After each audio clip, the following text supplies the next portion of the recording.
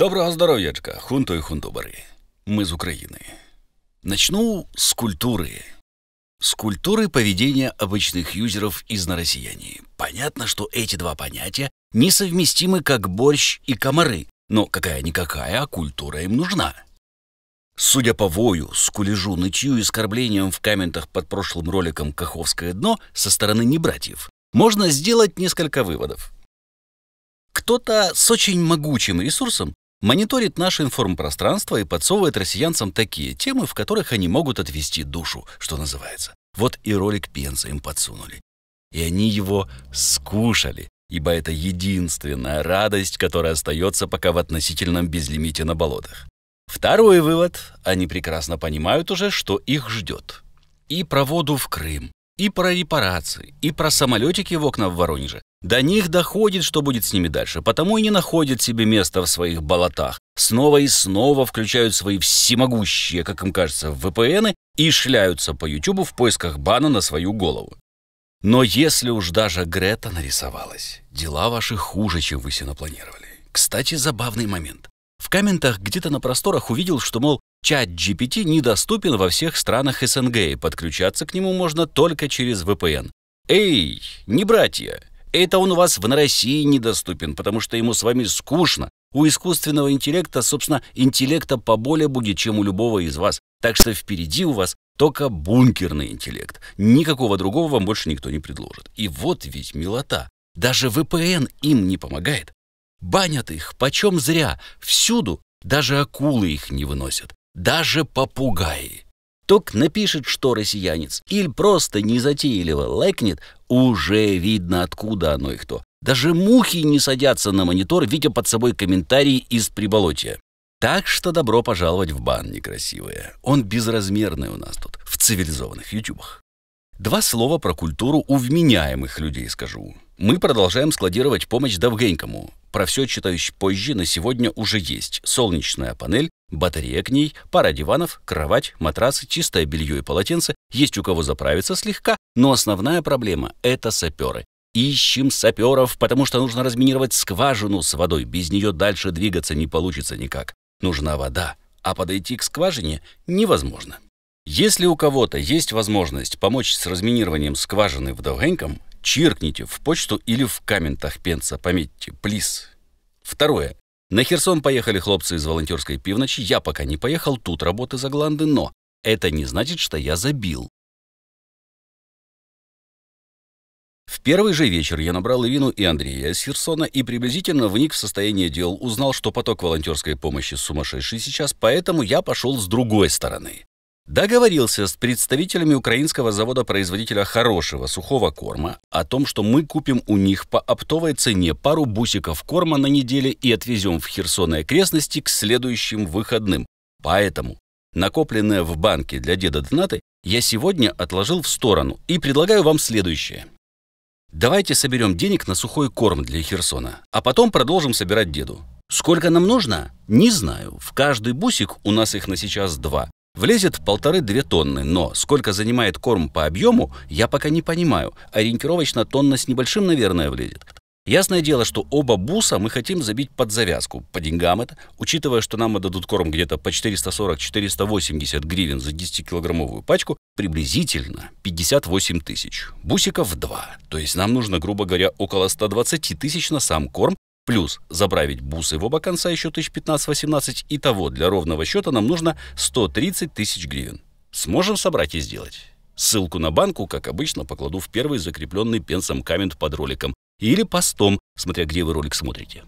А теперь перейдем к культуре наших служаков неясно какому народу. Гляньте на фото и подпись.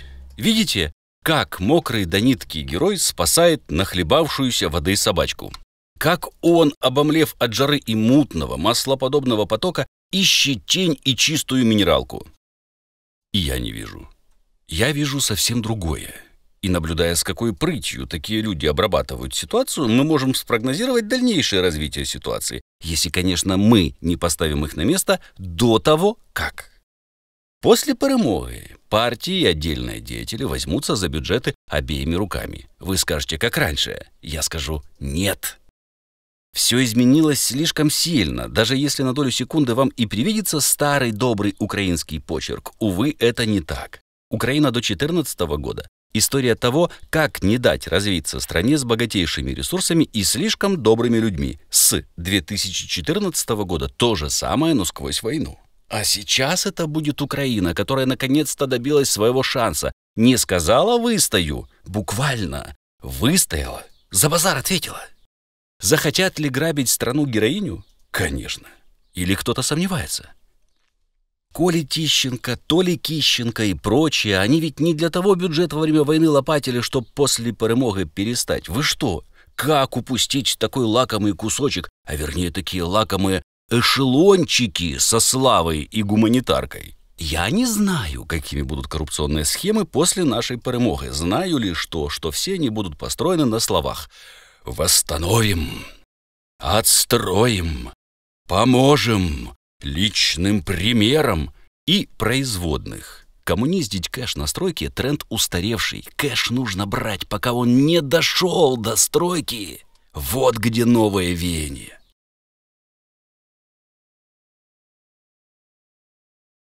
Проект «Велике будівництво» показал нам, большей части избирателей нравится, когда их грабят.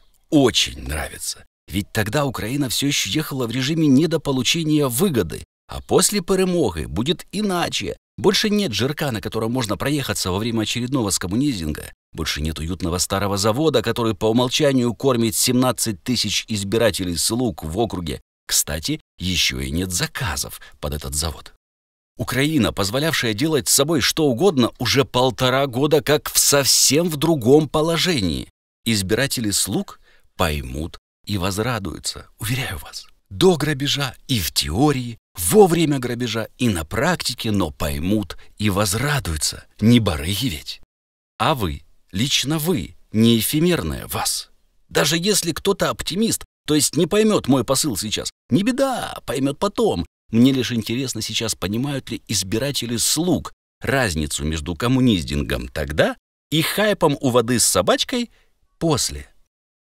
Недополученная выгода – это когда вы ввалили много денег в развитие предприятия, не хватало лишь дороги. Приехал Толя Пищенко из «Слуги народа», освоил бюджет, на Мальте, правда, никто не построил, дороги точно так же нет и дальше. А вы в минусах и в грусти. Хотели срубить выгоду, а получили грусть и красивую фотку. Грабеж на восстановление – это когда у вас нет ничего. Потом приехал Толя Пищенко, и все так же ничего. Но теперь нет даже надежды. Но есть фотка на восстановление и запросы к волонтерам. Разница есть? А вот вы мне и скажите. Он же не оставил вас, как раньше? Нет. Раньше у вас что-то было. А теперь есть классное селфи депутата, и больше ничего. Раньше вы могли полагаться на то, что Украина как-то вывернется в очередной раз. Только этого запаса прочности больше нет. А что есть уже сейчас? А уже сейчас есть новые прекрасные законы, вернее, проекты законов, но это временно. Как говорится, не переключайтесь. Культура продвижения законов на часе. Депутанги правильно замечают, что как только они пришли к власти, упало поголовье скота. Ну, вряд ли они думают, что это инвестклимат виноват. Скорее, конечно, попередники-барыги. Мол, во времена Пятого было под 1,5 миллиона поголовья скота, то вот уже в 2021 оно упало на 13,5%. И тенденция такая, что будет продолжать падать. А производство молока в 2015 году, составляющее ежегодно под 10,6 миллионов тонн, упало в 2021 году до 8,6 миллионов тонн. Вернувшись с фотосессии с набережной Херсона, депутаты задумались и решили: на молоко просто нет спроса, поэтому его покупает все меньше и меньше людей. Культурно? Очень.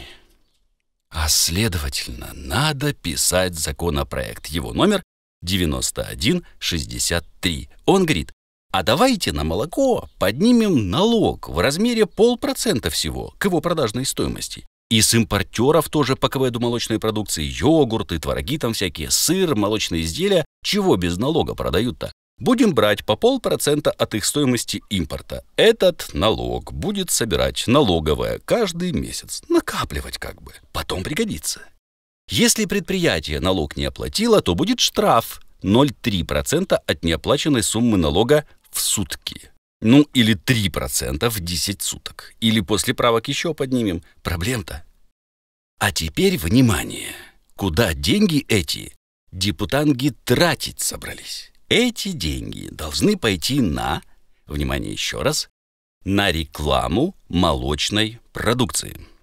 То есть налоговая типа добровольно перечислит эти деньги одной из общественных ассоциаций аграриев. А уж эта ассоциация будет делать рекламу молочных продуктов в стране. Молоко станет популярнее, и его станут покупать.